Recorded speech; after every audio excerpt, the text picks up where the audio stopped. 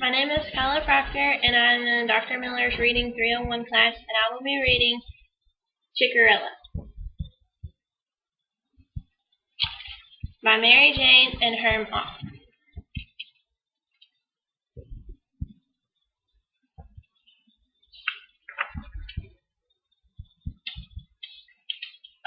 Chickerella had a wonderful childhood, until one night when a fox got into the coop and carried off her mother. Chickerella's father, now a single rooster, did his best to raise her, providing her with a happy and stable coop life.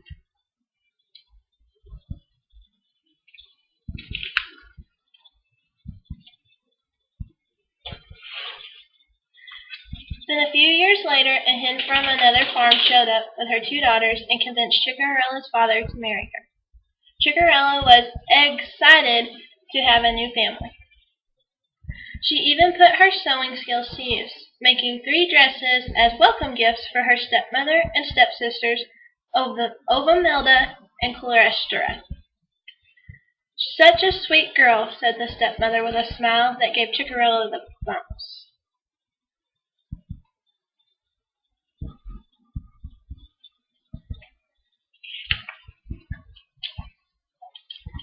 Before long, the stepmother sent Chickerella's father off on a wild goose chase.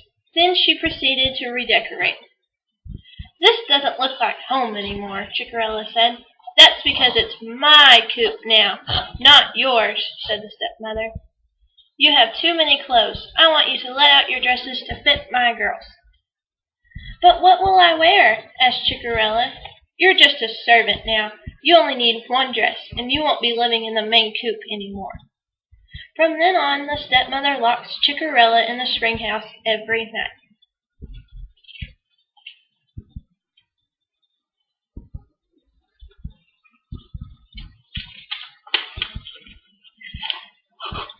Chickerella's days were filled with work. She prepared all the meals, but wasn't allowed to eat any with the stepfamily. She ate the bugs that clung to her spring house walls, and drank the crystal clear water that bubbled up through its floor. After a short time on this odd diet, Chickerella noticed that the shells of her eggs were becoming more and more transparent, until soon she was laying eggs of pure glass.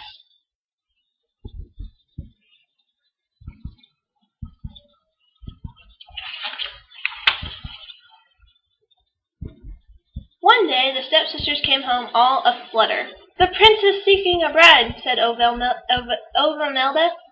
"He's invited every unmarried hen to the fowl ball," added Chlorestera.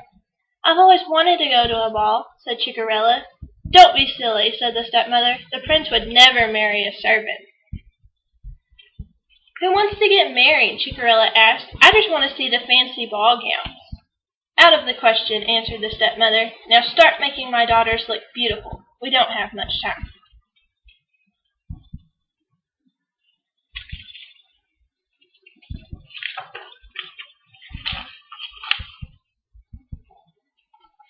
Chickerella's next few days were filled with frantic preparations. Making the stepsisters presentable wasn't easy, especially when they kept adding their own exasperating touches to their outfits. When the big night arrived,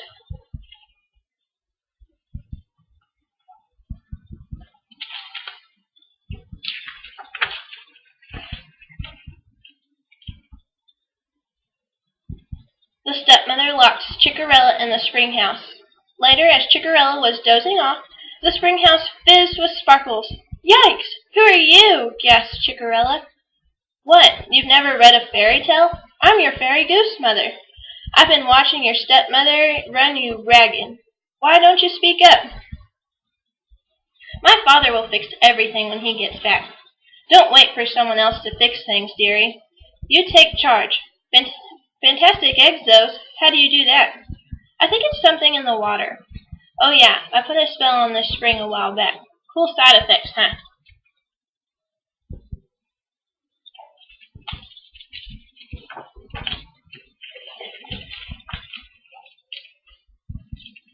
"Fairy Goose Mother, I'd love to go to the fowl ball. So go already. Although why you want to is beyond me. The band is Penny Pullet and the Rock Island Reds. They sound like a chicken toenails or on broken eggshells. But I have nothing to wear. If I had some silk and a few beads, I'd make a gown. I'll speed things up. The fairy goose mother waved her wand. Sky blue pink is my favorite color, cried Chickerella. It's beautiful. Yeah, I'm good. Could have made a fortune as a fashion designer. Now I remember the story, Chickerella exclaimed. You'll turn a pumpkin into a coach. I don't do transportation, dearie. I'll call a cab, but at midnight the cabbie goes off duty and instead the outfit goes poof.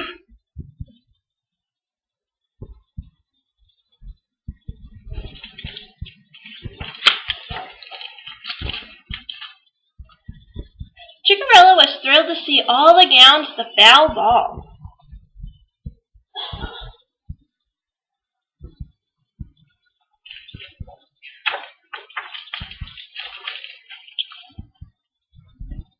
The prince was charmed by the exquisite stranger and danced every dance with her, even though they couldn't carry on a conversation over Penny Pullet and the Rock Island Red's music.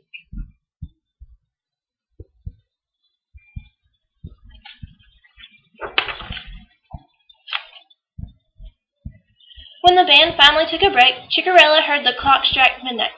I must go, she cried. As she dashed out the door, she felt an egg coming on. I can't stop to lay an egg.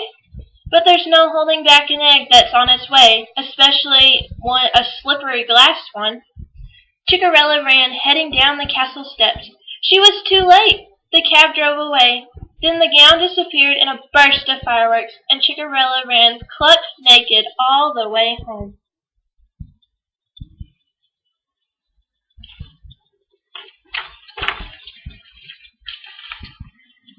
The next day Chickerella heard a commotion. Hear ye, hear ye! The prince seeks the mysterious hen he met at the fowl ball.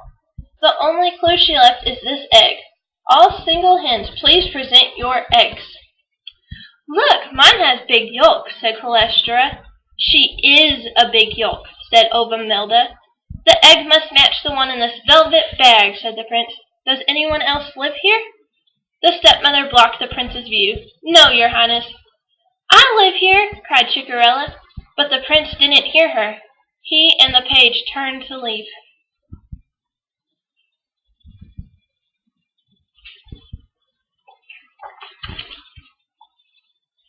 Wait, I lay glass eggs.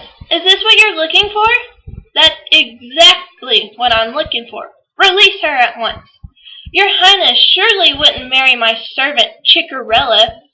Finding a bride was my mother's idea, said the prince. I only went to the ball to see all the fancy gowns. Oh, me too, exclaimed Chickerella, running out into the sunlight.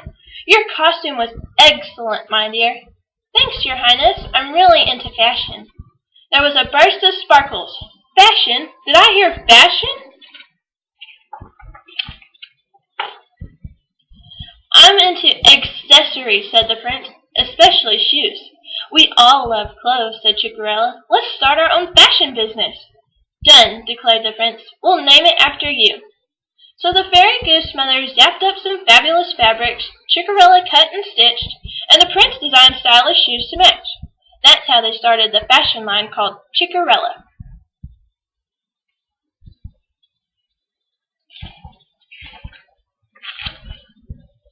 Their first show in New York was Extravaganza.